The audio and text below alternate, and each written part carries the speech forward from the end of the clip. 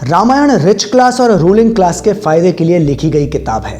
यह किताब ऊंची जातियों के लिए फायदेमंद है।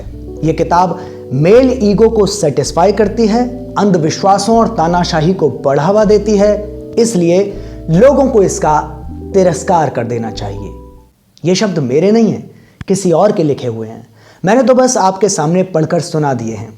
तो फिर ये बातें किसने लिखी हैं, क्यों लिखी हैं और आज के दौर में इन बातों से हमारा आपका क्या लेना देना है, यही सब जानेंगे इस वीडियो में। अंत तक बने रहिएगा, पूरा वीडियो देखिएगा, क्योंकि अधूरी बात से तो बात का बतंगड़ बन जाएगा।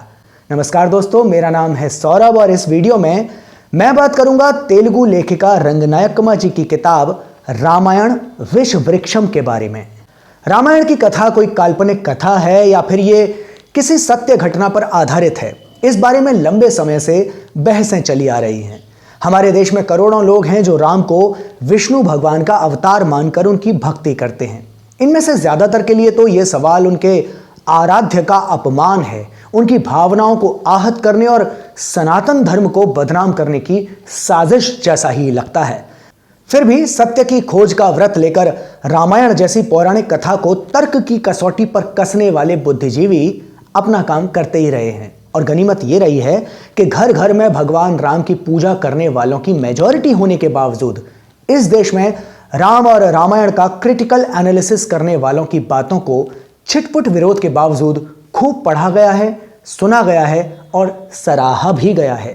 पौराणिक कथाओं की प्रामाणिकता की पड़ताल करने वालों को कुछ सुधारवादी साथी ये नसीहत भी देते रहे हैं कि इस तरह की रिसर्च की कोई जरूरत नहीं है, कि राम भारत के करोड़ों लोगों के हृदय में बसे हुए हैं और कि आस्थाओं पर वार करके कोई विवाद पैदा करने की बजाय जनता की मूल आवश्यकताओं की पूर्ति पक्की करवाने की कोशिश करना ज्यादा जरूरी है। लेकिन 1990 के बाद से जिस तरह हिंदू कट्टरपंथियों और स्वनाम धन्य राम भक्तों का राजनीतिक कद बढ़ता चला गया है, जिस तरह राम के प्रति श्रद्धा को केवल इंडिविजुअल इंटरेस्ट का सब्जेक्ट मानने की बजाय इसे राष्ट्रभक्ति से जोड़ दिया गया है, जिस तरह आपसी अभिवादन के लिए विनम्रता के साथ राम राम कहने की बजाय आक्रामक मुद्रा में जय श्री राम के नारे लगाकर सांप्रदायिक नफरत को बढ़ा दिया गया है, और इस सब के बीच राम राज्य लाने के नाम पर जिस तरह सार्वजनिक संपत्ति को चंद पूंजीपतियों के हवाले करने की गति को ऐतिहासिक तेजी दी गई है, उससे रामायण के रेलेवेंस और समाज के विकास में राम कथा के योगदान की तार्किक पड़ताल बहुत जरूरी हो गई है। इस बेहद जरूरी काम को मीलों आगे ले जाने की बेहतरीन कोशिश का नाम है रामायण विष वृक्षम। रंगनायकम्मा जी ने इस किताब को सबसे पहले तेलुगु में लिखा था। सन 1974, 75 और 76 में इसके 3 अलग अलग खंड प्रकाशित हुए थे। इन तीनों खंडों को एक साथ जोड़कर सन 2005 में इस किताब का नया एडिशन आया और फिर 2019 में इसका हिंदी ट्रांसलेशन प्रिंट हुआ। इस वीडियो में इसी हिंदी एडिशन पर ही मैं बात कर रहा हूं। 716 पन्नों की इस ग्रंथ की शुरुआत ही लेखिका ने मार्क्स और एंगल्स की किताब कम्युनिस्ट पार्टी का घोषणा पत्र के एक कोटेशन से की है। मैं यहां उस कोटेशन को तो नहीं दोहरा रहा हूं, लेकिन उसका अर्थ स्पष्ट कर देना चाहता हूं। दरअसल इस समाज में 2 तरह के लोग रहते हैं। एक वे जो मेहनत करते हैं, ये मजदूर वर्ग के लोग होते हैं, और दूसरे वे जो मजदूर वर्ग की मेहनत पर पलते हैं लेकिन खुद को मालिक कहते हैं। मालिक वर्ग के इन लोगों को लगता है कि अगर समाज में से ये वर्गों का अंतर खत्म कर दिया जाए, यानी अगर मालिक और मजदूर वाला सिस्टम ही खत्म कर दिया जाए, तो समाज में सब तरह का प्रोडक्शन ही बंद हो जाएगा। इसी तरह इन मालिक वर्ग वालों को यह भी लगता है कि इनके कल्चर को, यानी राजा महाराजाओं के कल्चर को अगर खत्म कर दिया गया, तब तो भाई ओवरऑल कल्चर ही खत्म हो जाएगा, संस्कृति खतरे में आ जाएगी, धर्म खतरे में आ जाएगा। तो इसी कल्चर को, इसी संस्कृति को, इसी धर्म को बचाए रखने के लिए मालिक वर्ग हमेशा हाय तौबा मचाता रहा है। लेकिन इस कल्चर का जिस्ट क्या है, इस संस्कृति का सार क्या है भाइयों बहनों? इसका सार यह है कि मालिक तो महलों में बैठकर राज करें और जनता उनकी जय जयकार करते हुए मशीन की तरह खेतों में, कारखानों में, दफ्तरों में मेहनत मजदूरी करती रहे, ताकि खूब सारा प्रोडक्शन होता रहे और मालिकों की तिजोरियां भरी रहें। तो इस तरह अपनी किताब की शुरुआत से ही रंगनायकम्मा जी ये स्पष्ट कर देती हैं कि उन्होंने इस किताब के माध्यम से रामायण का अवलोकन मार्क्सवादी दृष्टिकोण से करते हुए उस प्राचीन भारतीय समाज का वर्ग विश्लेषण यानी क्लास एनालिसिस किया है, जिसे राम राज्य का नाम देकर, जिसकी भव्यता और महानता के गुणगान कर मौजूदा सत्ताधारी दल एक बार फिर इस 21वीं सदी में राम राज्य की स्थापना करना चाहता है। एक जगह वे लिखती हैं कि मेरी आकांक्षा है कि यह किताब इस क्लास सोसाइटी में कई पीढ़ियों से आर्थिक, सामाजिक और राजनीतिक शोषण का शिकार बनी हुई, गुलामी भरे दयनीय जीवन में सड़ने वाली अपार जनता के हित साधन में थोड़ा बहुत योगदान दे दे। रामायण वास्तव में घटित हुई थी या नहीं, इस सवाल को अपने विमर्श के केंद्र में लाने, रामायण के पात्रों को दैवीय अवतार और इस महाकाव्य में वर्णित उनके क्रियाकलापों को चमत्कार मानने या न मानने जैसी बातों में उलझने की बजाय रंगनायकम्मा जी रामायण में बताए गए समाज में अमीर और गरीब वर्गों के बीच के अंतर, जमीन और प्रॉपर्टी पर कब्जा जमाए बैठे राजाओं की निरंकुशता, महिलाओं की गुलामी और उनकी आइडेंटिटी को कोई इंपॉर्टेंस न मिलने, जाति वर्ण पर आधारित भेदभाव, वैश्यावृत्ति और धर्मांधता जैसे अवगुणों, एक दूसरे के शोषण के लिए जातियों के बीच होने वाले युद्धों और जनता की संपत्ति और बुद्धि पर शासक वर्ग के शोषक साहित्य और शोषक संस्कृति के प्रभाव के तौर पर उस समाज के आर्थिक, राजनीतिक और सामाजिक आचार विचार और नीतियों की पहचान करती हैं। इसके साथ ही वे आज के समाज के साथ इस सब की समानता की पड़ताल करती हैं कि तब के जमाने में और अब के जमाने में क्या साम्य है। इस पड़ताल को खासतौर पर मार्क्सवाद से अपरिचित पाठकों की खातिर आसान बनाने के लिए वे शॉर्ट में मानव जाति की शुरुआत और सभ्यता के विकास की मार्क्सवादी थ्योरी को सामने रखती हैं। वे कबीलाई समाज में शादी, धर्म, ज्ञान, प्रोडक्शन, लेबर डिवीजन, एक्सचेंज और श्रम के शोषण के शुरुआती चरण की चर्चा से शुरू करते हुए प्राइवेट प्रॉपर्टी की शुरुआत, सामाजिक अंतर्विरोधों के तौर पर कास्ट बेस्ड, जेंडर बेस्ड और इकोनॉमी बेस्ड इनइक्वालिटी, राजा और राज्य, धार्मिक और पौराणिक साहित्य, दास प्रथा, जमींदारी प्रथा, प्राचीन और आधुनिक दौर में समाज सुधार, पूंजीवादी समाज में प्रेम और विवाह, पूंजीवादी युद्ध और कम्युनिस्ट समाज में मानव संबंधों का ब्यौरा देने के बाद 16 कहानियों, 11 संदर्भ कथाओं, 16 लेखों और 504 पाद टिप्पणियों यानी फुटनोट्स के माध्यम से राम कथा को अपने शब्दों में प्रस्तुत करती हैं। जामवंती और श्री कृष्ण, अंजनी और पवनदेव, बाली और इंद्रदेव, सुग्रीव और सूर्यदेव, भीम, हिडिंबा, घटोत्कच, इलावंत, राम और शूर्पणखा, रावण, सीता, इन तमाम कैरेक्टर्स के प्रसंगों का संदर्भ देते हुए लेखिका यह स्पष्ट करती हैं कि रामायण में जिन राक्षसों, वानर, भालुओं, नागों, गंधर्वों वगैरह का जिक्र किया गया है वे सब मनुष्य ही रहे होंगे। ये सब अलग अलग जगहों के, अलग अलग जातियों या वर्गों के लोग होंगे।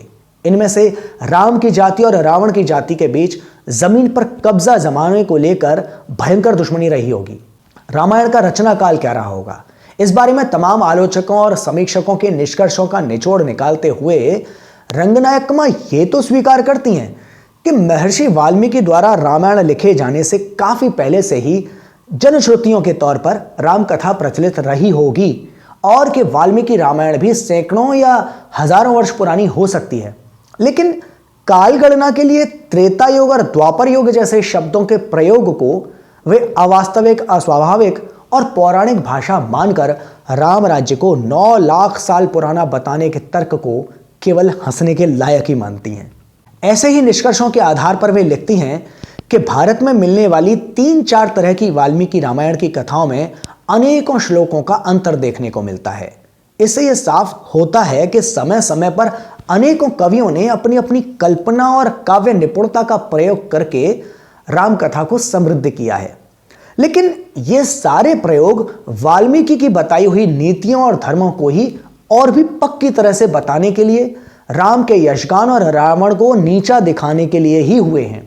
इनसे कथा के स्वभाव में कोई अंतर नहीं आया है। लेखिका राम रावण के युद्ध को आर्यों और द्रविड़ों का युद्ध कहने वाले विद्वानों के इस रिसर्च को औचित्यहीन बताते हुए लिखती हैं कि रामायण के वृतांत के अनुसार इन दोनों पक्षों में जातियों का अंतर होने के बावजूद उन राजाओं के शासनों और समाजों के स्वभावों में कोई अंतर नहीं है। वे कहती हैं कि दोनों ही राजा हैं, दोनों ही अमीर वर्ग के हैं, रिच क्लास के रिप्रेजेंटेटिव्स हैं, दोनों जनता के खिलाफ ही हैं, दोनों के राज्यों में गरीबी, भीख मांगना, पॉलीगैमी और महिलाओं की गुलामी सब कुछ भरा पड़ा है। रामायण विश्ववृक्षम लिखने की प्रेरणा उन्हें कहां से मिली, इस बारे में वे लिखती हैं कि एक बार एक रामकथा वाचक शूर्पणखा के नाक कान कटने के वृतांत को बड़े ही हर्ष के साथ सुना रहे थे। इस कथा को रेडियो पर प्रसारित भी किया जा रहा था। इस कथा से नाराज होकर कुटुंबराव और गांधी नामक दो लेखकों ने राम लक्ष्मण की क्रूरता के इस प्रसंग के आधार पर शूर्पणखा नाम की एक कथा लिख दी। इस कथा को उन्होंने समीक्षा के लिए रंगनायकमा जी के पास भेजा। इसी कथा को पढ़ने के बाद रंगनायकमा जी को वाल्मीकि रामायण पढ़ने की जरूरत महसूस हुई। आखिरकार संस्कृत और तेलुगु के दो विद्वानों मतलब गट्टुपल्ली शेषाचार्युलु और चदलुवाड़ा सुंदर राम शस्त्रुलु, इनके द्वारा ट्रांसलेटेड वाल्मीकि रामायण पढ़ने के बाद उनमें मिली तमाम असंगतताओं ने इन्हें रामायण विश्ववृक्षम लिखने के लिए प्रेरित किया। लेखिका ने रामायण में वर्णित सभी 7 कांडों मतलब बाल कांड, अयोध्या कांड, अरण्य कांड, किष्किंधा कांड, सुंदर कांड, युद्ध कांड और उत्तर कांड को अपनी इस किताब में जगह दी है। उन्होंने कहानी को दोहराया है, लेकिन इसके बावजूद यह कहानी नई लगती है। इस बारे में लेखिका कहती हैं कि उन्होंने रामायण में अब तक छुपी हुई तमाम विशेषताओं को स्पष्ट किया है और उनके सामाजिक अर्थों का ब्यौरा देने का प्रयास किया है। रंगनायकमा जी के अनुसार राम के पात्र पर कवि यानी महर्षि वाल्मीकि को इतनी मूढ़ भक्ति, इतनी अंधभक्ति है कि वो पात्र जो कुछ भी करे वही सत्य है। असल में श्री राम के पात्र का संचालन कवि नहीं करता, बल्कि वो पात्र ही कवि का संचालन करता है।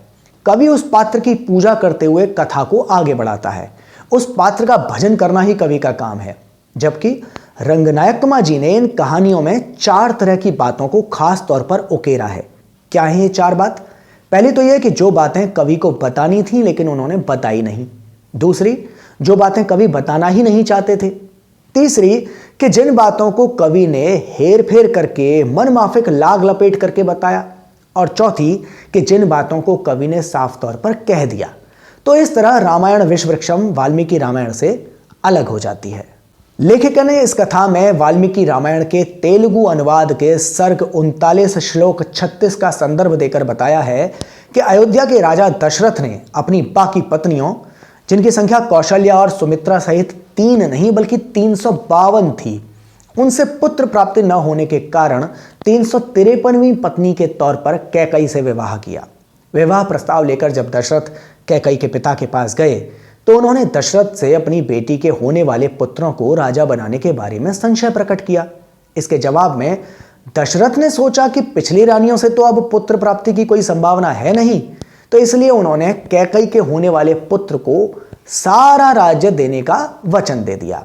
इस वचन के बारे में राम सहित दशरथ के कई करीबियों को पता था, किंतु फिर भी राम ने अपने राज्याभिषेक का विरोध करने की बजाय उसे पिता की आज्ञा मानकर पुलकित मन से स्वीकार कर लिया। इस आज्ञा पालन के बारे में लेखिका लिखती हैं, असल में पिता का आदेश पालन एक फालतू का कर्तव्य है। इस कर्तव्य का पालन करने के लिए अगर इतनी सारी यातनाएं सहनी पड़ें तो किसी पुत्र की आत्मा से कोई असल संतोष नहीं उमड़ पड़ता। लेकिन समाज में यही सब करने के लिए ही तो कीर्ति मिलती है। इसलिए उस आज्ञा का इतने संतोष के साथ पालन करना एक ड्रामा है। खुद के साथ धोखा है, औरों के साथ धोखा है, कीर्ति की आकांक्षा है, बड़े आदर्श पालने का भ्रम है। रंगनायकमा ने अपनी रामकथा में लक्ष्मण की पत्नी उर्मिला जैसे उपेक्षित पात्रों के प्रसंगों को भी शामिल करते हुए प्राचीन काल में महिलाओं की हालत की एक झलक प्रस्तुत की है। राम लक्ष्मण सीता के वनवास की तैयारियों की खबर लेकर जब उर्मिला की एक दासी उसके पास आती है तो उन दोनों के बीच के संवादों को लेखिका इस तरह प्रस्तुत करती हैं। दासी कहती है, माँ, तुम भी अपने पति के साथ रवाना होगी? उधर जाकर देखो, सीता देवी को तो महापतिव्रता मानकर सभी ब्राह्मण उनकी स्तुति कर रहे हैं। फिर तुम्हें यह बदनामी क्यों मिले कि तुम पतिव्रता नहीं हो? दासी की इन बातों का जवाब देते हुए उर्मिला कहती है, पति जैसा भी हो, सारे धर्मशास्त्र उसकी हर बात मानने के लिए ही तो कहते हैं। री, तुझे मालूम नहीं क्या, पति की सेवा करने वाली स्त्रियों को स्वर्ग की प्राप्ति होती है ना। अब पुरुषों को तो स्वर्ग में रंभा से गले मिलना है, लेकिन महिलाएं क्या करेंगी स्वर्ग का? वहां भी क्या पति की ही सेवा करती रहेंगी? और फिर वहां भी मेरे लिए यही पति होगा क्या जो मुझे छोड़कर चला जाएगा? पहले दशरथ महाराज, उसके बाद उनके बेटे भी उस रंभा का आलिंगन लेकर आनंद करेंगे। बाप रे, कितना घिनौना है री। मुझसे अब उस स्वर्ग के बारे में बात मत कर। मैं तो जी भर पाप करके नरक को जाऊंगी। इस तरह मूल रामायण के तमाम प्रसंगों को नए नए दृष्टिकोणों से प्रस्तुत करती हुई रामायण विषवृक्षम की कथा आगे बढ़ती जाती है। पूरी कथा के दौरान जहां जहां जरूरी हो, लेखिका रामकथा के पात्रों के संवादों को उनके मनोभावों से तौलते हुए चुटकी लेना और पाठकों को गुदगुदाना नहीं भूलती। आमतौर पर मार्क्सवादी लोग पौराणिक कथाओं को सुनने पढ़ने को समय की बर्बादी मानते हैं। इसके उलट कथा पूरी करने के बाद एक लेख के जरिए लेखिका कहती हैं कि रामायण को पढ़ना सच में आवश्यक है। पढ़ने से ही तो उसके बारे में जान सकेंगे। रामायण का धर्म, रामायण की संस्कृति उस जमाने के लिए भी और इस जमाने के लिए भी कितना बड़ा अधर्म है, यह पता चलेगा। रामायण उस समय भी और इस समय भी किसकी सत्ता के लिए फायदेमंद है और किसके खिलाफ है, यह समझ में आ जाएगा। रामायण के पवित्र ग्रंथ होने के सब विश्वास छिन्न भिन्न हो जाएंगे। रामायण की संस्कृति के बारे में वे एक और लेख में लिखती हैं कि रामायण अमीर वर्गों के और शासक वर्गों के अनुकूल थी, उच्च जातियों के ही अनुकूल थी, पुरुष अहंकार के ही अनुकूल थी, अंधविश्वासों और निरंकुश शासन के ही अनुकूल थी। इसलिए लोगों को उसका तिरस्कार कर देना चाहिए। किताब के तीसरे भाग में लेखिका ने वाल्मीकि रामायण की समीक्षा करने वाले अनेकों लेखकों में से त्रिपुरानेनी रामास्वामी चौधरी की शंबुक वध और पेरियार ईवी रामास्वामी की रामायण अ ट्रू रीडिंग जैसी प्रसिद्ध कृतियों सहित 8 विद्वानों की रचनाओं की समीक्षा भी पेश की है। चौथे हिस्से में इस किताब पर आई अनेकों अनुकूल और प्रतिकूल टिप्पणियों और उन पर लेखिका के जवाबों को रखकर इस ग्रंथ को समापन की ओर ले जाया गया है। रामायण विषवृक्षम मूल रामायण की कोई उबाऊ समीक्षा नहीं जान पड़ती। किताब पूरी होने के बाद ऐसा नहीं लगता कि हमने 700 से ज्यादा पन्ने पढ़ लिए हैं।